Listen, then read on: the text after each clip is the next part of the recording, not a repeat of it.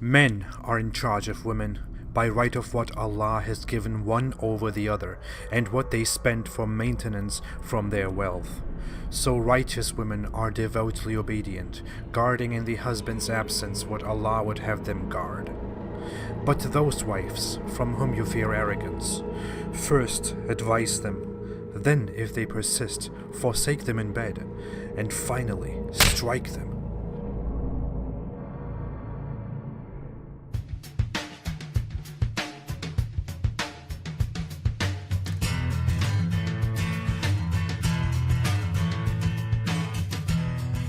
How would you feel if the majority of your country thought that men are allowed to beat their wives for several reasons, like burning the food, going out without permission, not wearing the proper clothes, not obeying men, and so on? How would you feel if you were that woman?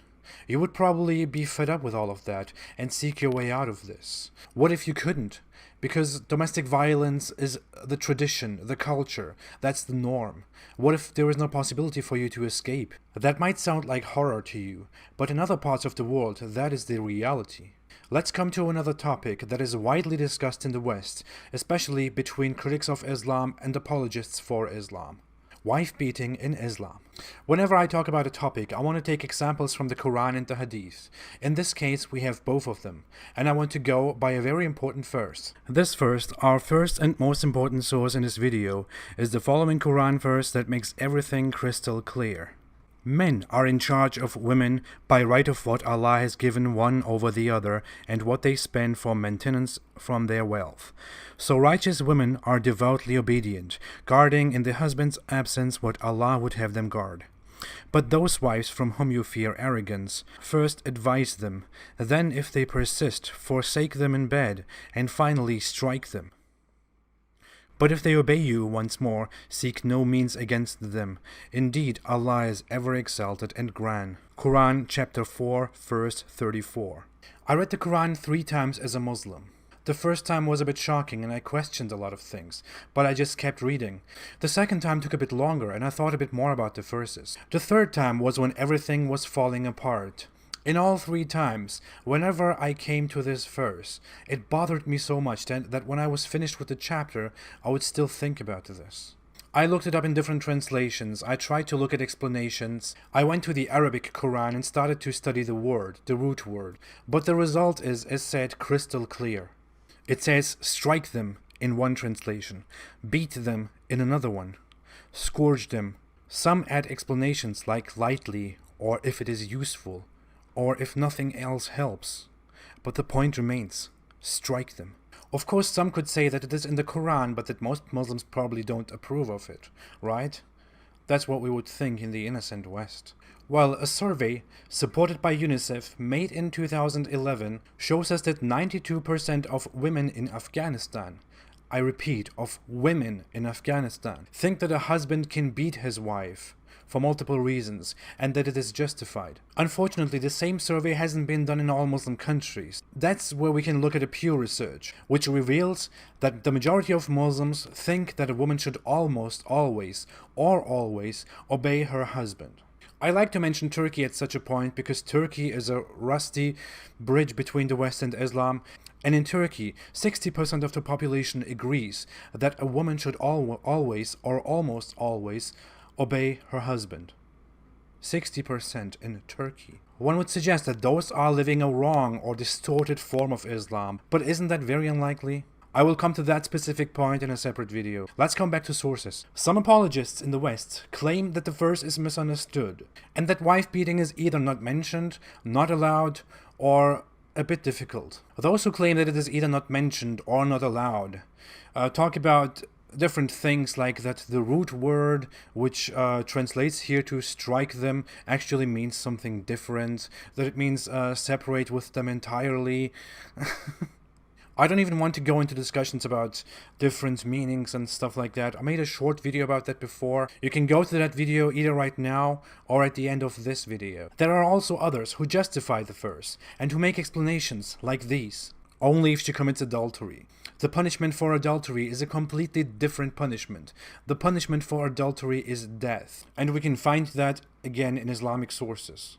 Beating is allowed, but only lightly. Yes, some hadiths, I will link them below in the description, say that a beating should be lightly, and that no marks should be left. What's the point? It's allowed to chastise women, but it should be done lightly so it's not so bad, that's the point? Well, the Quran enables wife beating. Sorry, there is no excuse for that. Women need discipline. Well, yes, from a Muslim perspective, but who disciplines men? Women? Of course not, that's forbidden. Another explanation and deflection is that Muhammad said, a good man doesn't beat his wife. Well, that's not what he said. The source that those people are referring to explains that Muhammad allows wife beating. The source tells us that Omar, a later caliph and friend of Muhammad, came to Muhammad and told him that women have become emboldened towards their husbands. He, the Prophet, gave permission to beat them.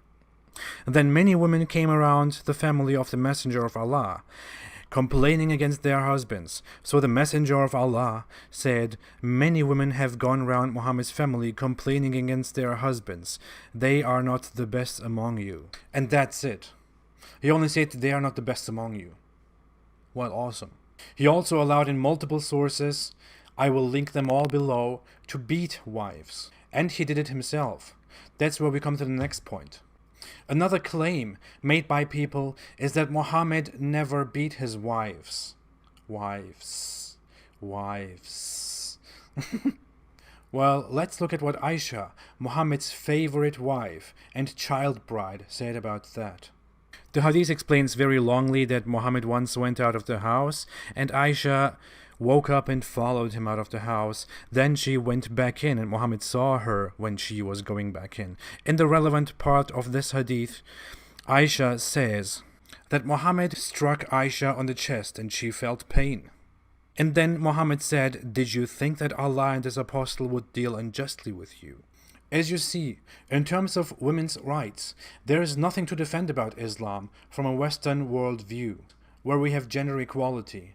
Some people stepping in public and ignorantly saying Islam is the most feminist religion does not change the fact that in Islam, women are considered second-class humans, whom you can take four of, who you can beat, who can be chastised, and who are considered dumb. So feminism and Islam hand in hand? I will talk more about that in another separate video on the status of women in Islam. And it is very hard to understand why a woman would want to convert to Islam, which happens very, very, very rarely. That's like a free person converting to slavery. For now, this is enough. Thank you for watching. You can follow me on social media for updates. I am very active on Instagram and newly active on Twitter. You can also support me on Patreon. I would appreciate any kind of support, even if it's only $1 or $2. The link is below in the description. Let's make this whole thing much bigger and spread the word about what the religion of peace really is. Because we have freedom of speech and we should be able to use it. We will see each other in another video. Thank you for watching again and stay away from Islam.